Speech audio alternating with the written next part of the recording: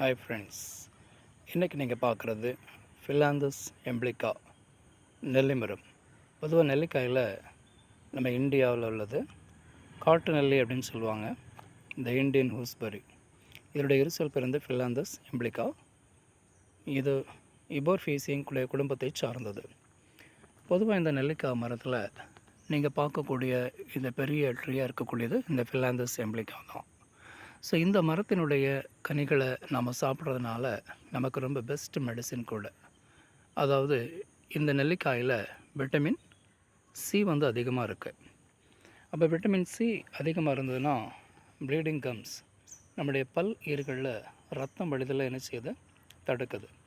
Vitamin சின்னு சொல்லும்போது இதில் என்ன ஆசிட் இருக்குது அப்படின்னா சிட்ரிக் அமிலம் அதிகமாக இருக்குது. ஸோ நம்முடைய வாழ்க்கையில் இந்த நெல்லிக்காய் நீங்கள் பயன்படுத்துகிறதுனால உங்களுடைய மவுத் ஃப்ரெஷ் அதுக்கு ரொம்ப ஹெல்ப்பாக இருக்கும்.